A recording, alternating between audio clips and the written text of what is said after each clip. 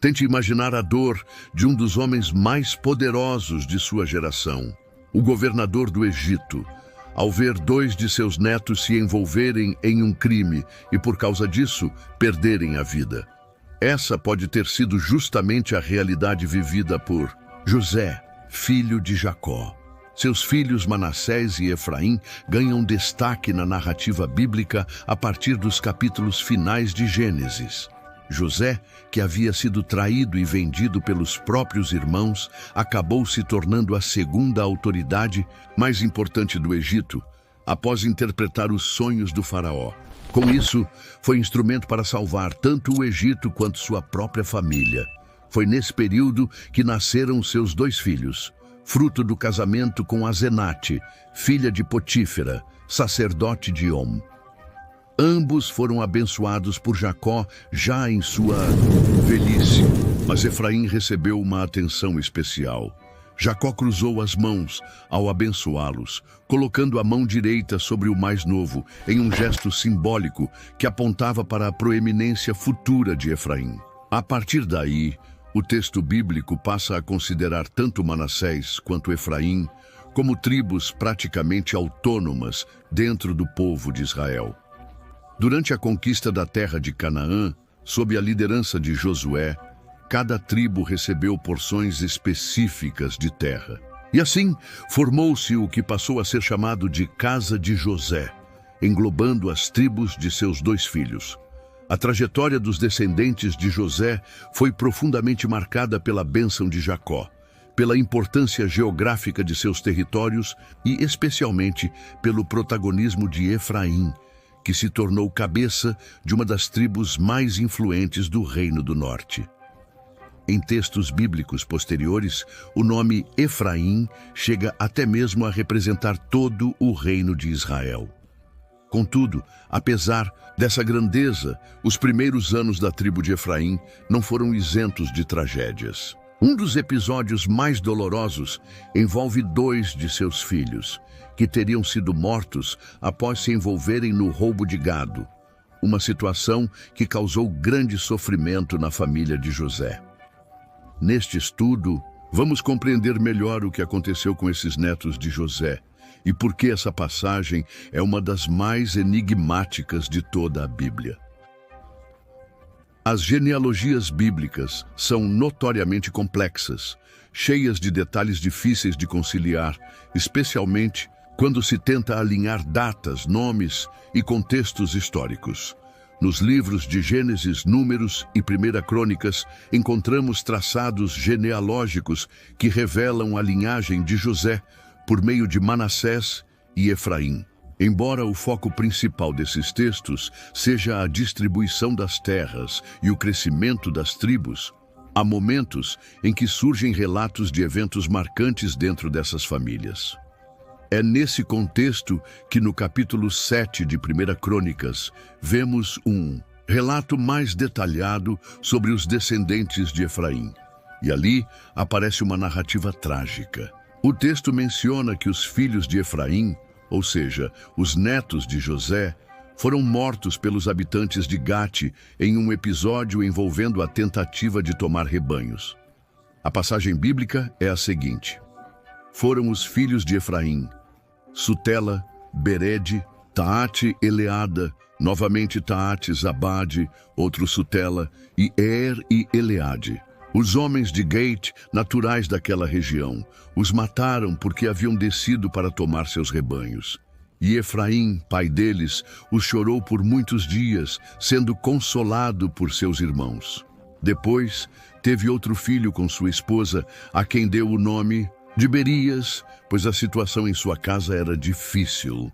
Esse trecho levanta uma série de questões interpretativas.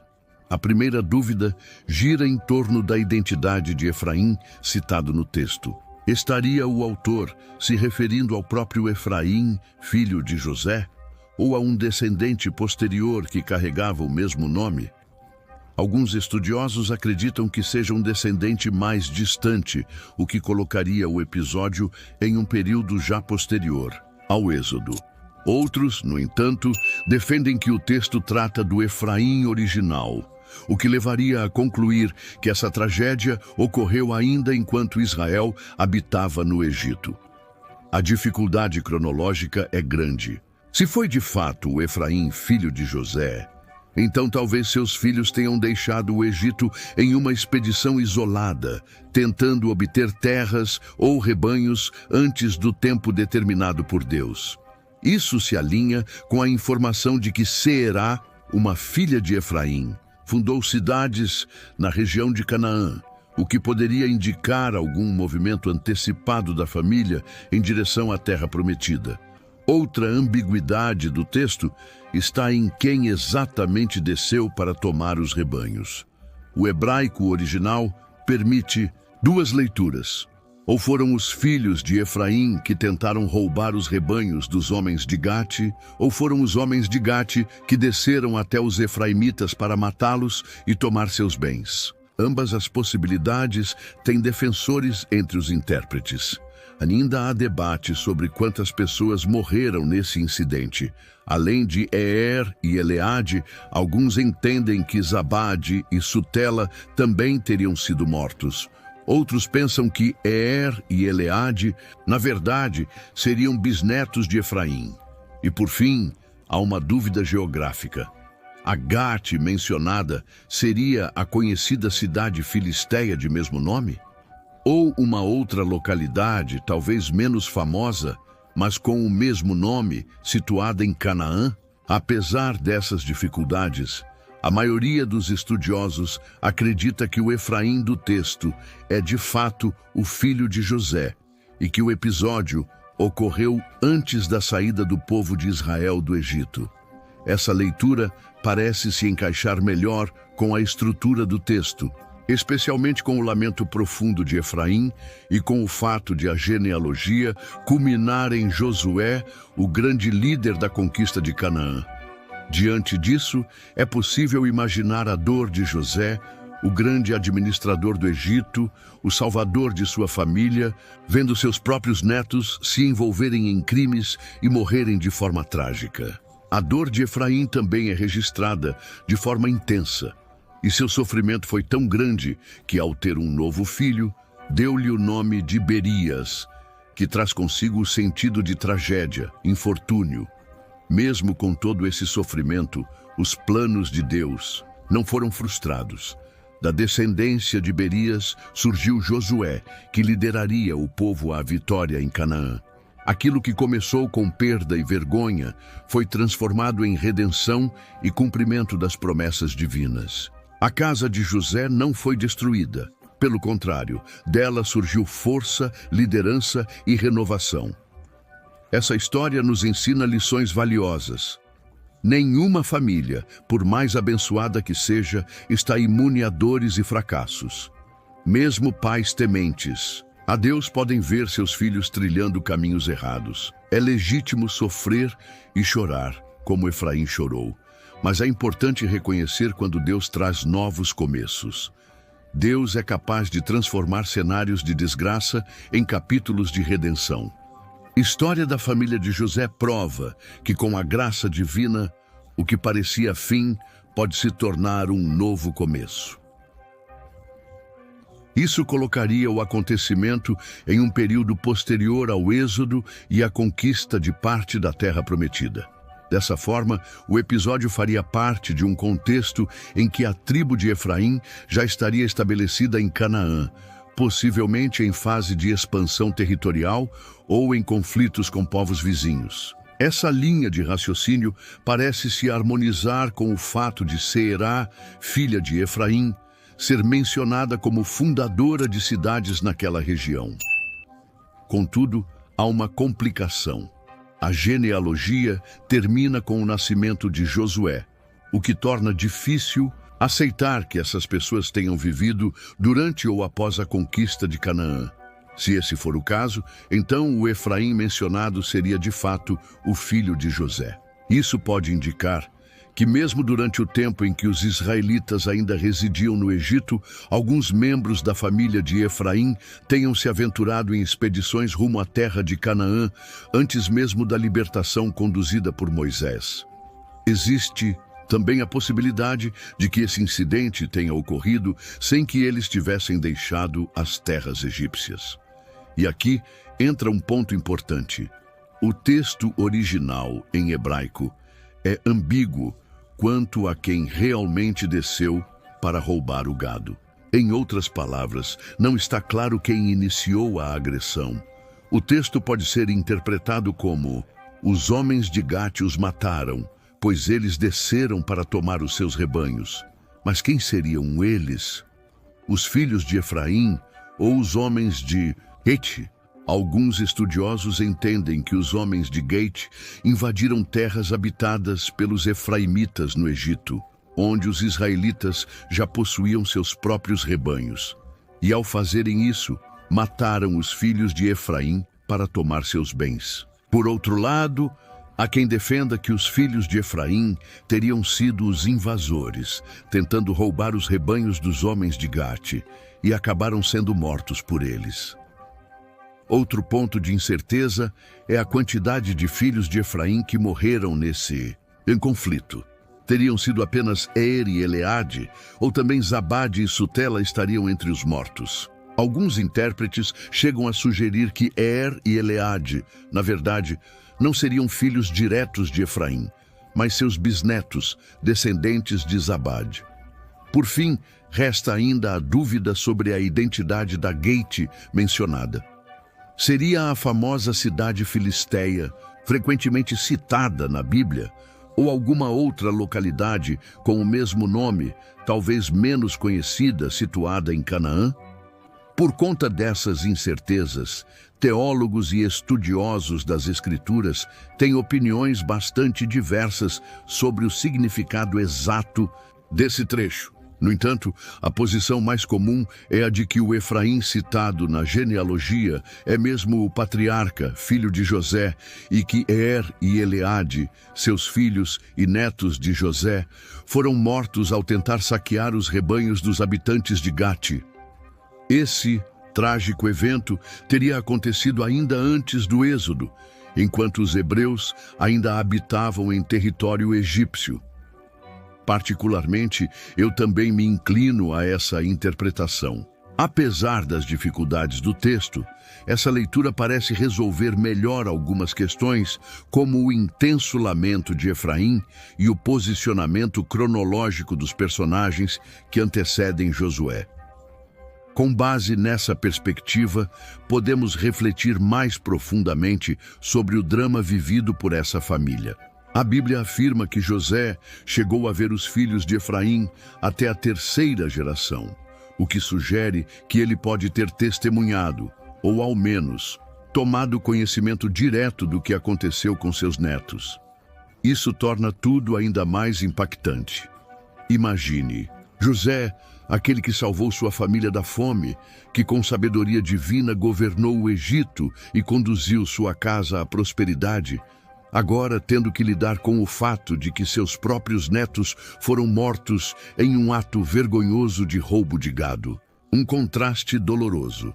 O avô era um estadista respeitado e os netos, ladrões abatidos em uma emboscada. Certamente foi um episódio profundamente humilhante e sofrido para toda a família.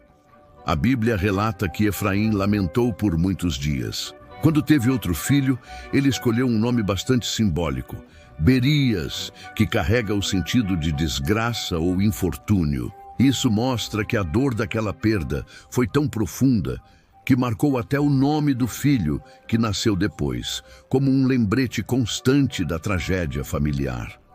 Na cultura antiga, os nomes não eram apenas identificações pessoais, mas carregavam significados profundos sobre a história, os valores e até os sentimentos da família.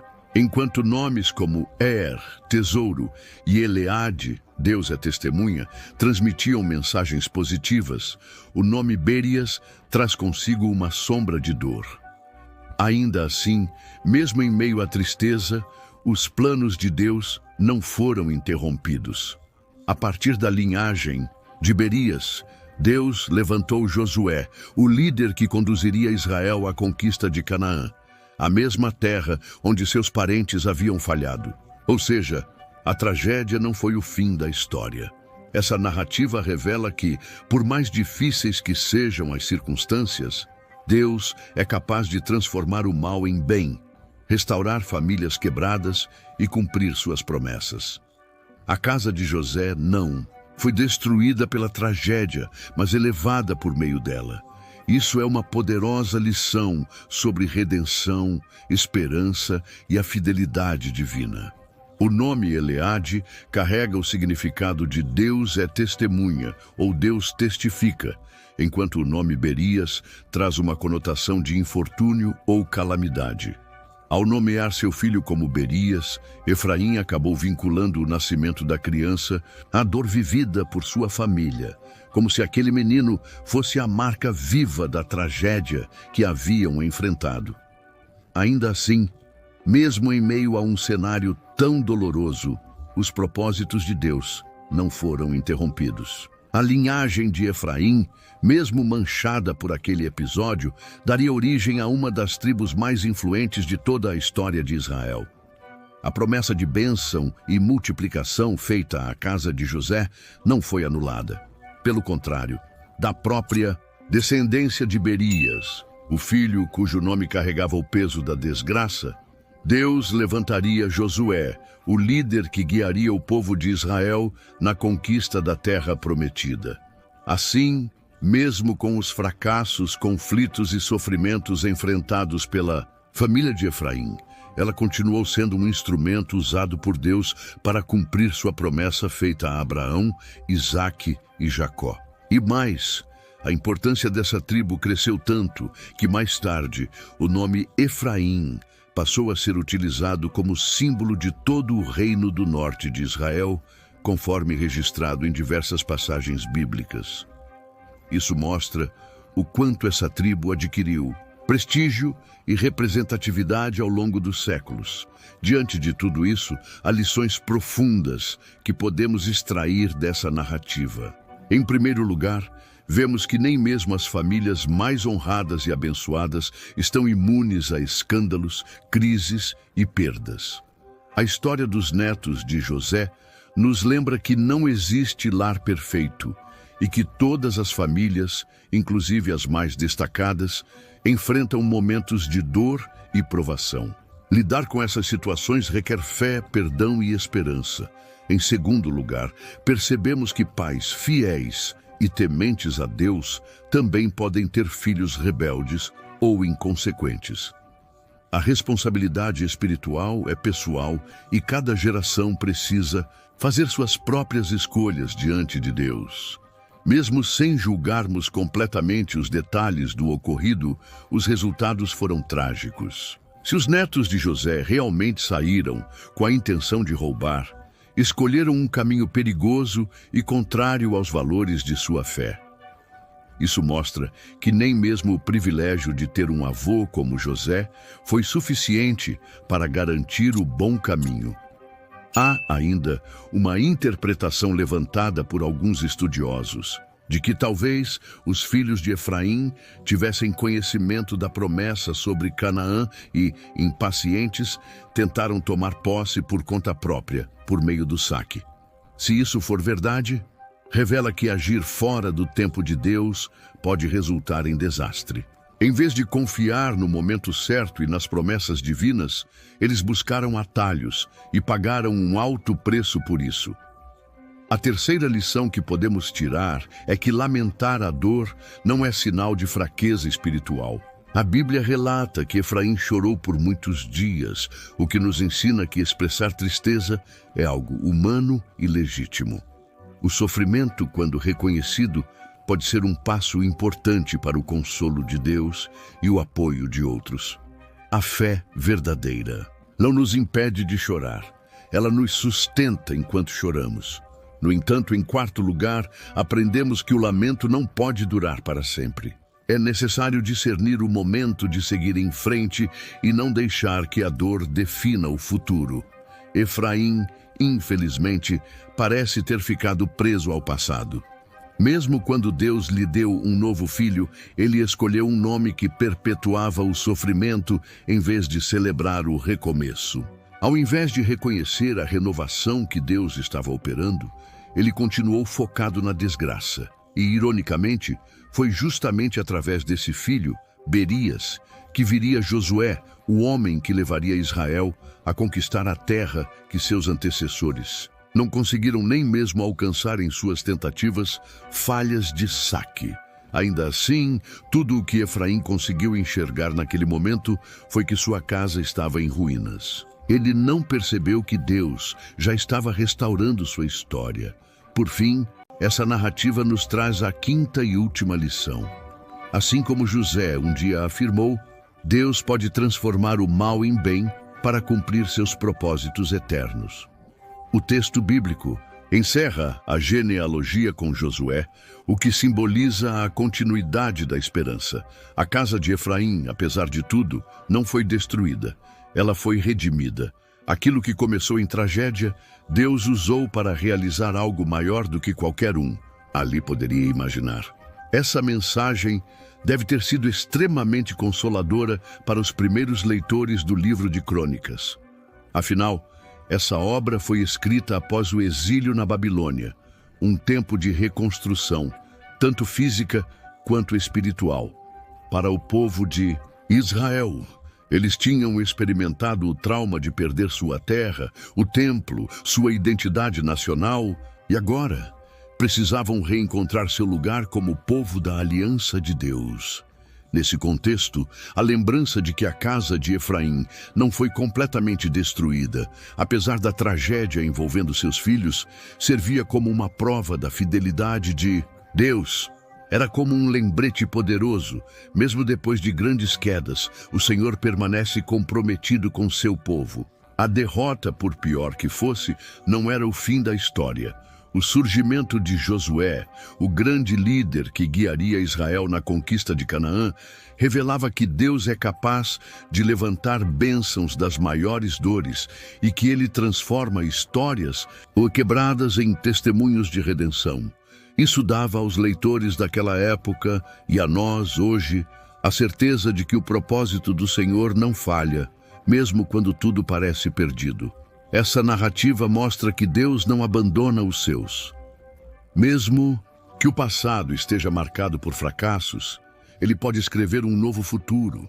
A soberania divina age de forma surpreendente, tirando bênçãos de situações que pareciam encerradas e fazendo com que a restauração alcance até gerações futuras. A família de José nos ensina algo profundo. O que parece o fim pode ser apenas o começo, quando colocado nas mãos do Deus que restaura. Se você assistiu o vídeo até aqui, comente "Eu creio em nome de Jesus" e não se esqueça de se inscrever no canal.